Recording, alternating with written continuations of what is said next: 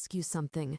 Have you ever felt really, really happy about something amazing in your life, but when someone asked you in English, you could only say, I'm happy? Oh yes, all the time. And maybe inside, you felt so much more than just happy, but the words, they just weren't there? Exactly. It's like my English is stuck on basic mode. Well, today, we're going to unlock that emotion vault in your brain. By the end of this episode, you'll know exactly how to express your real feelings with confidence. Stay with us. Hello, everyone, and welcome back to Learn English with Ash podcast, where learning English is easy and fun. I'm Natasha. And I'm Zack. Hello, Natasha, and hello to all our wonderful listeners out there. It is so good to be back here with you today. It's great to see you, Zack. How are you doing today? I'm doing really well, thank you. I had a quiet weekend, just relaxing. How about you? Oh, I had a fantastic weekend. I went to my friend's birthday party, and it was amazing. But you know what? When I tried to tell my neighbor about it, I realized something interesting. Oh, what happened? Well, I started to say I was happy, but that word felt too small. I wanted to say something bigger, something more exciting. And that made me think about today's topic. Ooh, I can't wait to hear this. So, today we're talking about how to describe your feelings in English beyond just the basic words, like happy, sad, or angry. Yes, this is something I really struggle with. I know these basic words, but sometimes they don't feel strong enough. Exactly, Zach. And you're not alone. Many English learners feel this way. You understand English well, you can read, you can listen, but when it's time to share how you really feel, the words disappear. That's so true. It's frustrating because in my language, I can express everything, but in English, I feel limited. I completely understand. But here's the good news. Today, we're going to teach you over 20 new expressions to describe your emotions with precision and confidence. 20 expressions. Wow. Yes, and these aren't boring textbook phrases. These are real expressions that native speakers use every single day. By the end of this episode, you'll be able to express happiness, sadness, anger, tiredness, and even confusion like a pro. I'm already feeling giddy with excitement. Ha, look at you using advanced vocabulary already. And speaking of that, make sure you stay until the very end because we have a special challenge for you. A challenge? I love challenges. And if you haven't already, please subscribe to our podcast. Hit that subscribe button so you never miss an episode. We release new lessons every week to help you speak English with confidence. Yes, please subscribe. We really appreciate your support. Okay, Zach, let me ask you a question. When was the last time you felt really happy about something? Let me think. Oh, last month I got a promotion at work. That's wonderful. Congratulations. Thank you. I was very happy about it. Okay, you said you were very happy. But tell me, was it a small, quiet happiness, or was it a big, explosive happiness? Oh, it was big. I wanted to jump and dance. I couldn't stop smiling for days. Exactly. So, very happy is too weak for that feeling. In English, we have much better words. You could say, I was thrilled. I was thrilled. Yes, or even stronger. I was thrilled to bits. Thrilled to bits? That sounds fun. What does to bits mean?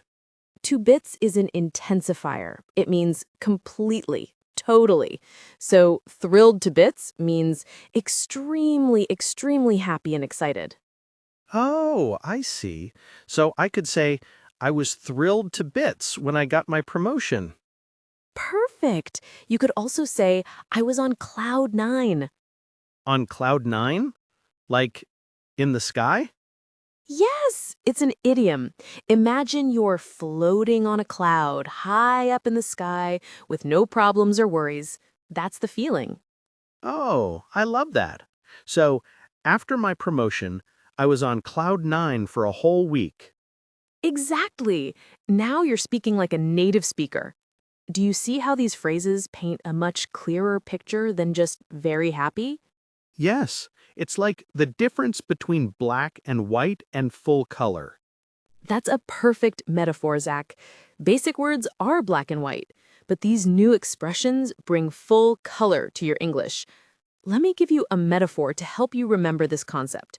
Think of your emotions like a radio dial. A radio dial? Yes, imagine you have a radio, and basic words like happy or sad are like having only two stations. But there are so many frequencies in between. Oh, so learning these new expressions is like discovering all the other stations? Exactly. Some days you might feel on cloud nine, other days you might just be in good spirits.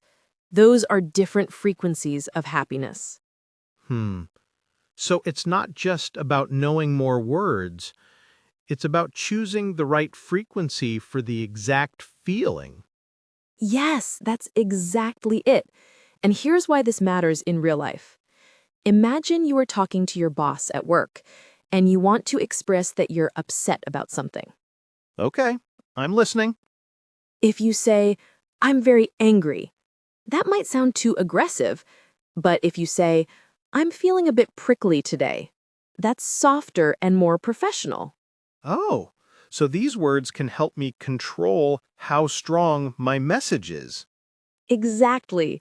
You're not just learning vocabulary, you're learning how to communicate with precision and emotional intelligence.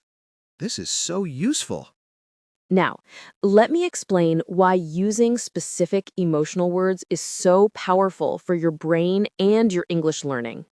Yes, please. I want to understand the science. Teaching. When you use only basic words like happy or sad, your brain doesn't have to work very hard. It's like walking on a flat road. Okay, so it's easy, but maybe not helpful. Exactly. But when you learn and use specific emotional vocabulary, your brain creates new neural pathways. It's like building bridges in your mind. Bridges in my mind? That sounds powerful. It is. And here's the beautiful part. Every time you use a word like thrilled or giddy with excitement, you're strengthening that bridge. The more you use it, the easier it becomes to access that word when you need it. Hmm. But Natasha, I have a question. What if I use the wrong word? What if I say furious when I should say annoyed? That's a very common fear, Zach. But let me tell you something important. Making mistakes is how you learn. Native speakers make these mistakes too. Really? Yes. And most of the time, people will understand what you mean from the context. Think of it like cooking. When you're learning to cook, sometimes you add too much salt or too much pepper. And the food doesn't taste perfect. Exactly. But you don't stop cooking, right? You adjust, you learn, you try again. It's the same with emotional vocabulary. That makes me feel so much better. So I should just practice and not worry too much about perfection. Yes, the goal is communication, not perfection. When you express yourself, even if you choose a word that's 80% correct instead of 100% correct, people will still understand you and appreciate your effort. Okay, now let's get practical. I'm going to give you 5 powerful tips to master emotional vocabulary in English. I'm ready. Let's do this. Tip number 1. Start with one emotion family at a time. Don't try to learn all 20 expressions today. This week, focus only on happiness. So just happiness words like thrilled, on cloud nine, and giddy with excitement? Exactly. Next week, you can move to sadness, then anger, then tiredness, one family at a time. That makes sense. What's tip number 2? Tip number 2, create your own example sentences. Don't just memorize our examples, make sentences about your own life. Okay, so instead of memorizing your promotion example, I should think about my own happy moment. Yes, can you do that now? Think of a happy moment and use one of our new phrases. Um, okay. Last week, my daughter took her first steps, and I was thrilled to bits. Perfect! That's your sentence now. Your brain will remember it because it's connected to a real emotional memory. I love this. What's tip number 3? Tip number 3, practice with a mood journal. Every day, write one sentence about how you feel using a new expression. A mood journal? Like a diary? Yes, but very simple, just one sentence. For example, today I felt down in the dumps because it rained all day. Down in the dumps? That's a funny phrase. It is. It means feeling sad and a bit depressed. Now, let me give you tip number 4. Use these phrases in conversations with yourself. Wait, conversations with myself? Yes, when you're alone, talk to yourself in English. Describe your day, your feelings, your plans. You could say, I'm feeling worn out after that long meeting. I need to take a breather. I'm feeling worn out. I need to take a breather. Hey, that sounds natural. It does.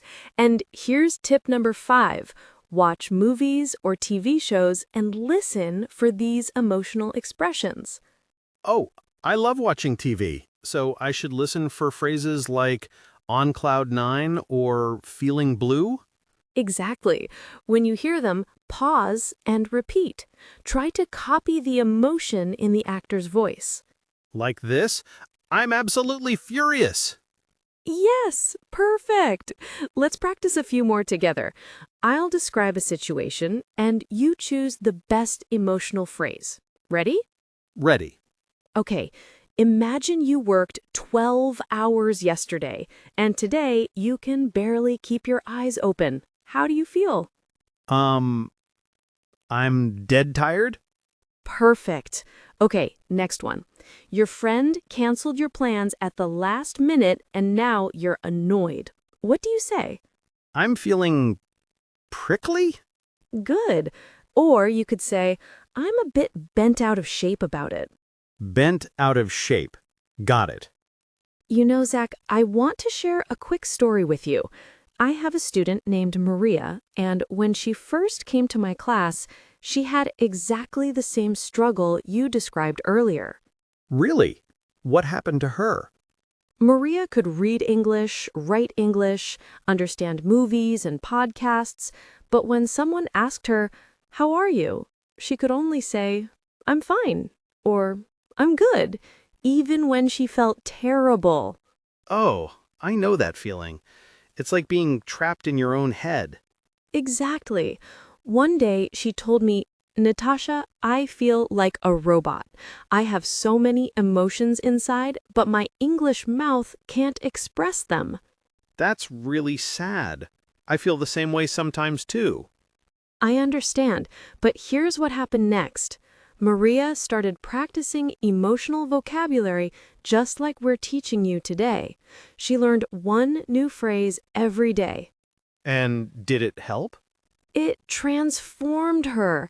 3 months later, she came to class and said, "Natasha, I finally feel free in English. Yesterday, I told my coworker exactly how I felt about the project, and she understood me perfectly. I said, I'm thrilled about the results, but I'm feeling worn down from the pressure."